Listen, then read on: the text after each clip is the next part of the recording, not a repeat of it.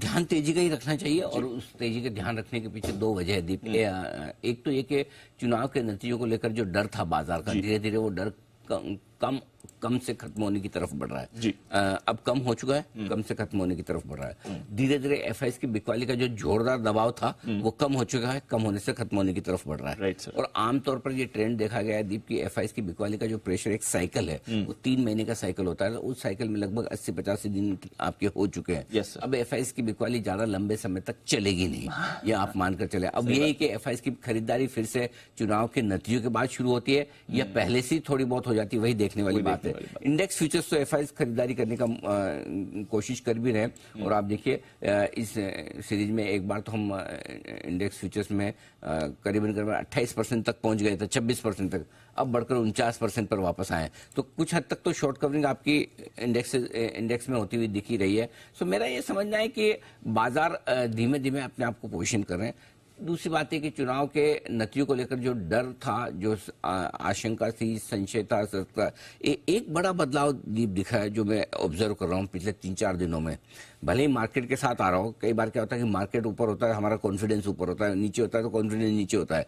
Market अच्छा तो सबको लगता है रिजल्ट अच्छा आ रहा है चुनाव का, मार्केट खराब है सबको। हाँ, मतलब मार्केट वाले, मैं ऑनेस्टली आपको बोलूं, मार्केट के लोग पूछते हैं जनरल न्यूज चैनल वालों से कि जरा पता लगाओ क्या किस तरह के एग्जिट पोल आ रहे हैं, किस तरह का रुझान आ रहा है। जनरल न्यूज चैनल वाले हमसे पूछते हैं मार्केट क्या कह रहा है। सही बात है। तो समझ में आता कि कौन किस पे डिपेंडेंट है। लेकिन ओवरऑल इसी अल्टीमेटली ज्यादा आप किस चीज को मानेंगे, उसको मानेंगे जिसमें लोगों का पैसा लगा है। मैं आपको कहूंगा, अच्छा दीप बताओ, अंदाज लगाओ कितनी आएगी, क्या फर्क पड़ रहा, कुछ भी बोल दें आप, ज्यादा ज्यादा क्या होगा, आप सही पढ़ेंगे या गलत पढ़ेंगे। लेकिन अगर मैं बोलूं दीप आप कितनी सीट सोच रहे हो उसके हिसाब से पैसा लगाओ, फिर अचानक दीप बोला सर थोड़ा काम कर लेता हूँ, टाइम दीजिए 2-4 दिनों का, 1-2 दिनों का, है ना। सो दोनों में फर्क है। सो जब मार्केट का रिएक्शन आता है, इसको वेटेज इसलिए दिया जाता है कि यहाँ पैसा लगाए। आप जो भी ले रहे हो एक कॉल तेजी या मंदी की तरफ, वो आप क्योंकि आप पैसा लगा रहे हैं, स्किन इन द गेम। सो इसलिए आप कभी भी ऐसे चलते फिरते ऐसे अंदाज से नहीं, एक्चुअली जो आपको लगता है वही आप करने की कोशिश करेंगे। सो एक बढ़िया संकेत है कि इलेक्शन से पहले बाजार धीमे धीमे अच्छे मूड में आ रहा है और ये अच्छे मूड के पीछे अलग अलग कारण हैं। वोटिंग परसेंटेज को ले लीजिए, एफआईएस की बिकवाली थमने को ले लीजिए, ग्लोबल सपोर्ट तो खैर पहले भी था, और जिस तरह से इलेक्शन आगे बढ़ रहे हैं लोगों को लग रहा है कि ठीक है, कोई दिक्कत वाली खास बात नहीं दिखती, कोई परेशानी वाली बात नहीं।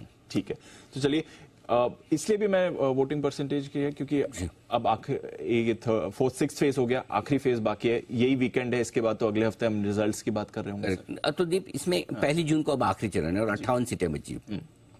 सो इफेक्टिवली एज गुड एज आप ऑलमोस्ट पूरा इलेक्शन देख रहे हैं, 90% आपका इलेक्शन हो गया।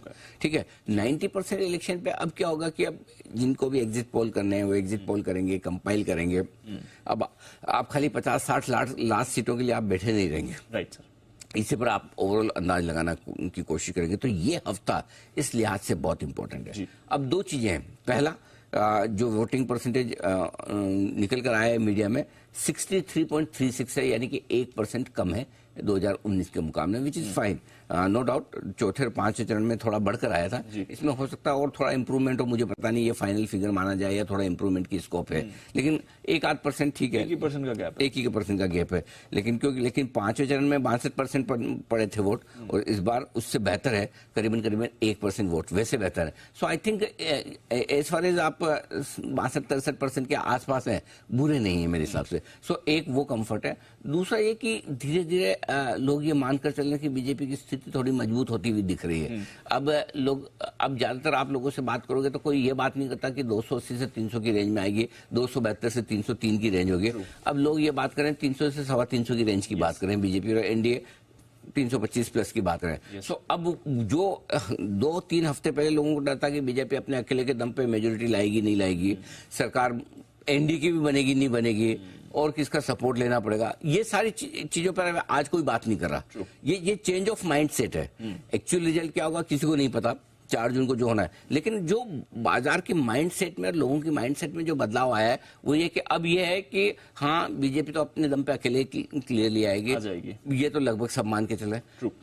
मेजोरिटी ये भी मान के चले कि 303 से ज्यादा आएगी पिछले बार से। तो फिर अगर 304 भी आ जाती है तो मार्केट को समस्या क्या है? करेक्ट, सही बात है। समस्या एक ही हो सकती है कि आप इलेक्शन के दिन 3 जून को, एक दिन पहले, वोटिंग के पहले, आप किस लेवल पर इलेक्शन में जाते हैं। अगर आप यही 22,000 पर जा रहे होते डिप्टी पे, तो आपके पहले गलती की गुंजाइश बहुत कम है।